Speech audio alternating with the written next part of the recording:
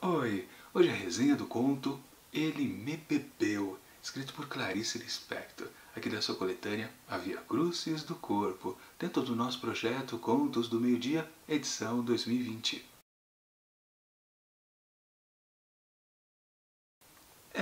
Aconteceu mesmo. Sejoca era maquilador de mulheres, mas não queria nada com mulheres, queria homens. Assim começa Ele Me Bebeu, escrito por Clarice Lispector, que conta a história de Sejoca, mas principalmente da verdadeira protagonista aqui dessa história, Aurélia Nascimento, uma mulher linda que fica deslumbrante quando é maquilada. E aí, claro, o grande maquilador dela, né? É gozado com falar maquilador, né?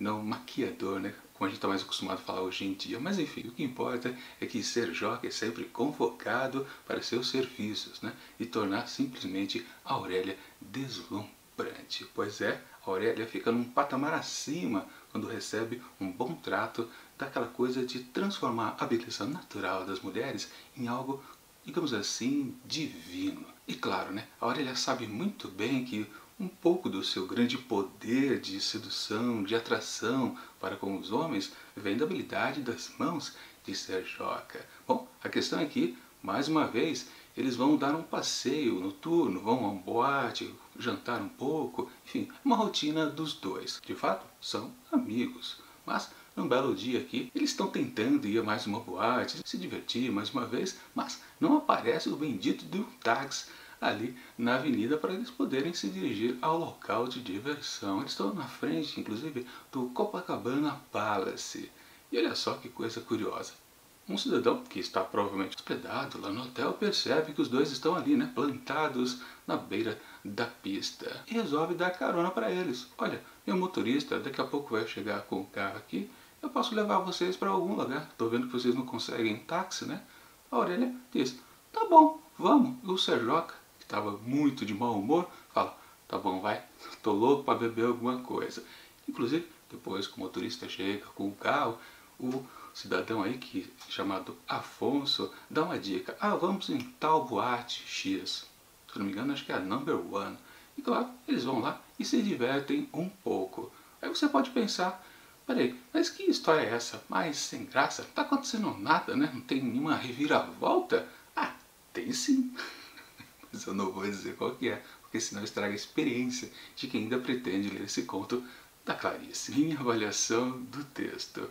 Pois é, finalmente aconteceu de aparecer uma história aqui, desta coletânea Via Crucis do Corpo, e eu posso dizer, opa, peraí, eu reconheci a escrita de Clarice Lispector. Pois é, o pessoal que está acompanhando aqui essas resenhas sabe muito bem que eu não estou gostando do ritmo do que está sendo apresentado nas últimas histórias. Pois as 4 primeiras, realmente, eu fiquei assim, poxa, Clarice, você pode muito mais do que isso.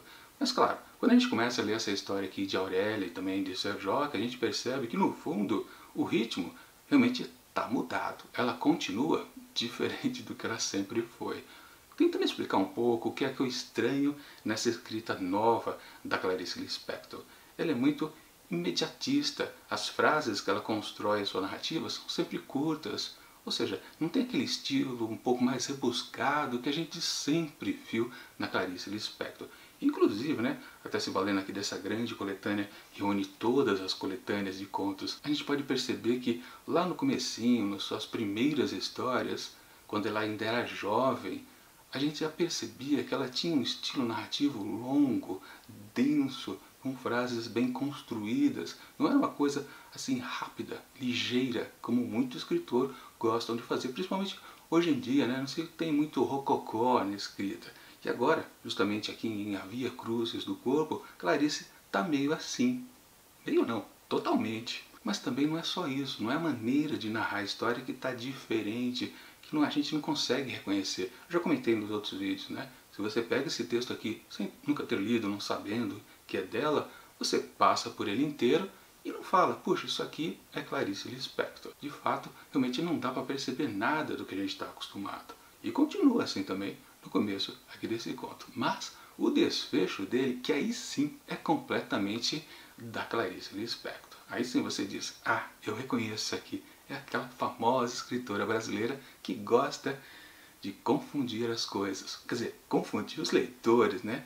Colocando os temas, subtemas, a gente não percebe o que está acontecendo. Quando a gente vê, nós estamos maravilhados com o que ela escreveu, porque de fato ela vai ali na alma humana. Ela consegue captar algo que parece uma coisa até banal, mas ela consegue transformar um certo cotidiano em algo maravilhoso, que transforma a personalidade, ou pelo menos, digamos assim, aflora tudo o que aquele personagem tem de fato lá no seu íntimo. A gente entende qual é o sofrimento dele. No caso aqui, bom, eu não vou dizer exatamente o que vai acontecer, porque é pouca coisa que acontece nesse conto. Se eu digo um detalhe, eu já matei o texto, você nem precisa ler. E claro, você talvez não vá curtir o desfecho.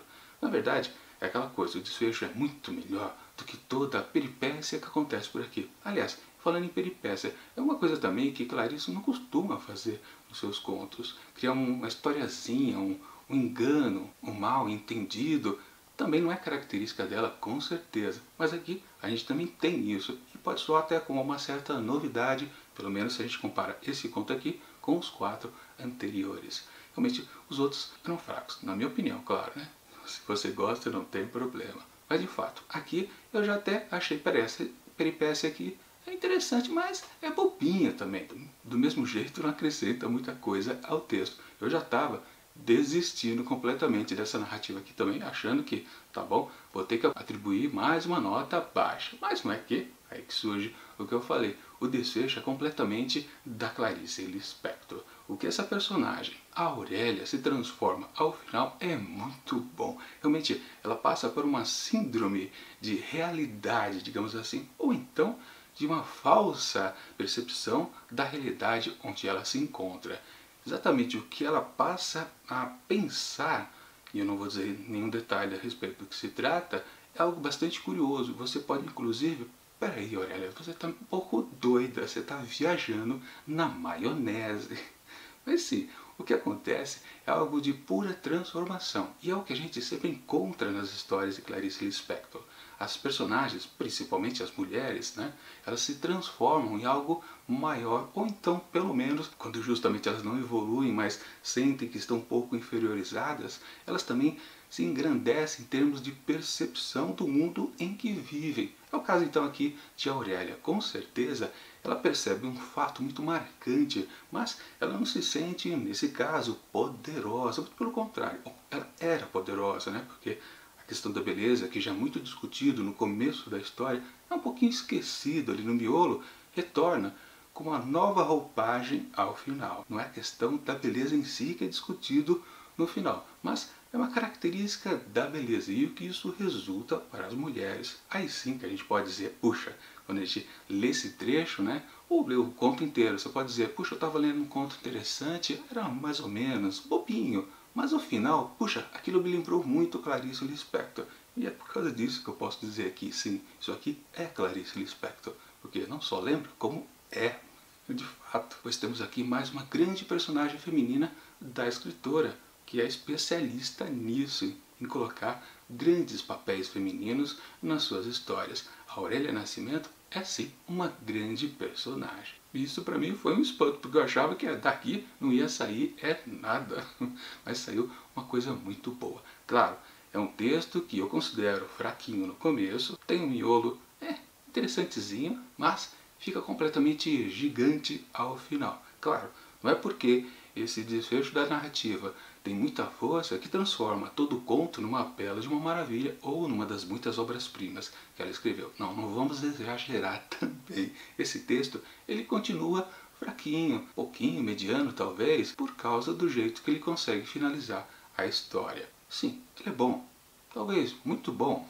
mas não é sensacional. Claro, muita gente vai duvidar do que eu estou dizendo e talvez ache esse conto aqui sublime. Eu não acho, mas tudo bem. Bom, o que importa é que antes de dizer o final, né, atribuir alguma nota, deixa eu dizer a respeito do título aqui dessa história. Ele me bebeu. Algo bastante esquisito, né? Na verdade aqui a gente encontra uma tradução exata do que é essa expressão, mas a gente pode considerar como uma gíria. Bom, eu que estava vivendo lá os anos 1970, claro, eu era ainda uma criança, né? Eu nunca ouvi falar exatamente desse termo. Ele me bebeu.